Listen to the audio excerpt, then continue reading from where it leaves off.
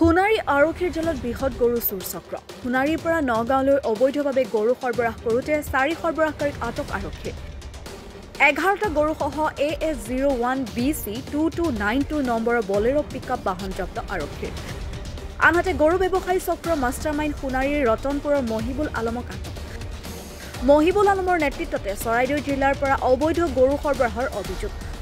অবৈধভাৱে গৰু সৰবৰাহ কৰিবলৈ মহিবুলে ব্যৱহাৰ কৰা AS06AE 2098 বাহন জব্দ কৰে। বৰ্তমান কাকতিবাৰী আৰক্ষী থানাত জেৰা সোণাৰীৰ ৰতনপুৰৰ এজন যুৱক, নগাঁৱৰ হাবিজুল ইছলাম, আব্দুৰ ৰহিম, আমিৰ হুছেইন আৰু বৰহাটৰ ৰহিম আলী। হয়, এই চৰাইদেউ জিলাখনক গৰু চুৰৰ সন্ত্ৰাস এইটো নতুন কথা নহয়। আমি বিগত বছৰত দেখি আহিছোঁ প্ৰত্যেক ঘৰ কৃষকৰ গোহালিৰ পৰা গোহালিত থকা গৰুহাল চুৰি কৰা সন্দৰ্ভত ইতিমধ্যে আমি চৰাইদেউ জিলা প্ৰশাসনৰ এই বিষয় সংক্ৰান্তে আমি অৱগত কৰিছোঁ আৰু বিষয়টো তেখেতলোকে আচলতে গুৰুত্ব নিদিয়াটো আটাইতকৈ দুৰ্ভাগ্যজনক বিষয়। প্ৰত্যেক ঘৰ গোহালিৰ পৰা গৰু চুৰি কৰা ঘটনাই এই সমগ্ৰ চৰাইদেউ জিলাখন জোকাৰি গৈছিল। তেনে প্ৰেক্ষাপটত আজি পুৱতি নিশা বৰহাট সাপেখাতি সেই ঠাইসমূহৰ পৰা গৰু চুৰি গাড়ী এখন চৰাইদেউৰ পৰা ৰাজমাৰ অভিমুখে যোৱাৰ পথত চৰাইদেউৰ আৰক্ষী প্ৰশাসনে খেদি কাকৰিবাৰী থানাৰ অন্তৰ্গত আটক কৰিবলৈ সক্ষম হৈছে। নগাঁৱৰ গাড়ী এখনে বৰহাটৰ পৰা গৰু চুৰি কৰি আনি থকা অৱস্থাত সোণাৰী আৰক্ষী থানাই খেদি কাকতিবাৰী থানা অন্তৰ্গত আটক কৰিবলৈ সক্ষম হোৱাত আচলতে কাকতিবাৰী আৰক্ষী থানাক এক দুৰ্বলতা বা প্ৰশাসনিক বিষয়াসকল দুৰ্বলতাৰে পৰিণত হৈছে, এই কথাটো আজিৰ তাৰিখত স্পষ্ট হৈ পৰিছে।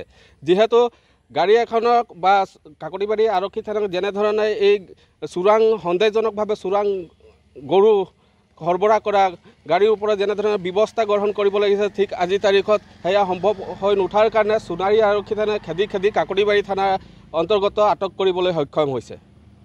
তেনে ক্ষেত্ৰত এটা কথাই স্পষ্ট হৈ আহিছে, ইতিমধ্যে প্ৰশাসনিক বিষয়া এই বিষয়বোৰ সম্পৰ্কে নিৰপেক্ষভাৱে বিচাৰ বিশ্লেষণ বা যেনেধৰণৰ ব্যৱস্থা গ্ৰহণ কৰিব লাগিছিল, ঠিক আমাৰ এটা সন্দেহ উপজিছে।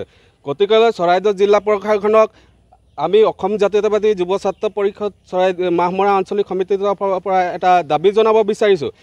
এই সন্দেহজনক গৰুৰ যিটো সৰবৰাহ এইটো অতি সোনকালে নিৰ্মূল কৰিব লাগে, অন্যথা কিন্তু যুৱ ছাত্ৰ পৰিষদে ইয়াৰ নিৰপেক্ষ বিচাৰ বিশ্লেষণ নকৰা প্ৰশাসনিক বিষয়াসমূহৰ ওপৰতো আমি কিন্তু তীক্ষ্ণ নজৰ ৰাখিম আৰু অনাগত সময়ত এনেধৰণৰ কাৰ্য যদি নিৰ্মূল কৰিব নোৱাৰে তেখেতলোকে স্পষ্ট কৰি দিয়ক এনেধৰণৰ যিটো সন্দেহজনক গৰু চুৰ বিষয়াসকলক আমি নিৰাপত্তা দি আছোঁ বুলি এই কথাটো স্পষ্ট কৰি দিয়ক। তেতিয়া যুৱ ছাত্ৰ পৰিষদ মাহমৰা আঞ্চলিক সমিতিয়ে যেনেধৰণে ব্যৱস্থা ল'ব লাগে অনাগত দিনত আমি এই সন্দেহজনক গৰু চুৰৰ ওপৰত আমি ব্যৱস্থা গ্ৰহণ কৰিবলৈ আমি প্ৰস্তুত হৈ আছোঁ। পাইছোঁ কলি জাৰ্চি উন্নত জাতৰ গাই এজনী মই পুহিবলৈ দিছিলোঁ এজনক। যোৱা মঙলবাৰৰ পৰা সৰলকি হৈ গৈছিলে, এইটো অলপ সন্দেহ উপজাত মই থানাত এজাহাৰ দিলোঁ।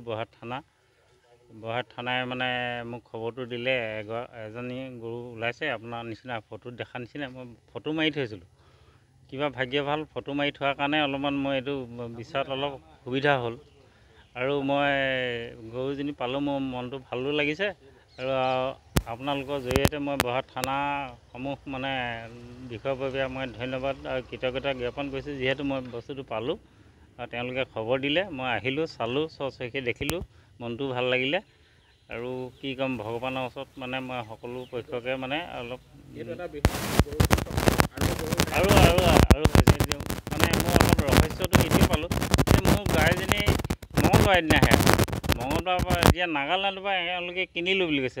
যিসকলে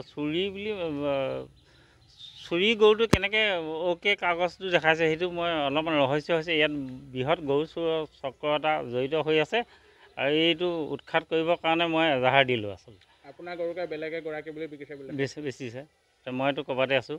ভাল মই ফটো মাৰি থৈছিলোঁ কাৰণে মই বাচি গ'লোঁ, নহ'লেতো এতিয়া সেইকাৰণে মই সকলো গৃহস্থকে যাৰ গৰু পালকক অন্ততঃ নিজৰ জীৱ জন্তুকেইটাক অলপ ফটো চটো মাৰি পিনি ৰাখিবলৈ কওঁ যিহেতু এইটো সহায় সহযোগ হ'লেও প্ৰমাণটো মই নিজেই পাইছোঁ ঘৰ মোৰ ভেচিল পথাৰ বৰহাট মোৰ নাম গুণকান্ত গগৈ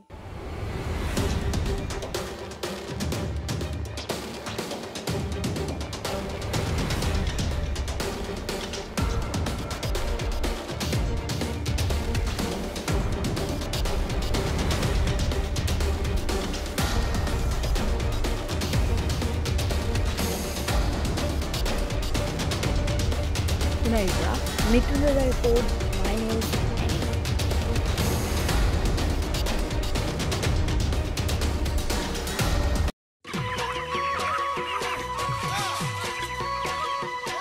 অতি কম দিনতেই একোটা এনেকুৱা হৈ যায় মই যে বিয়মৰ দানা খুৱাওঁ আপোনালোকেও বিয়মৰ দানা খুৱাওক আৰু কম দিনতেই অধিক মুনাফা লাভ কৰক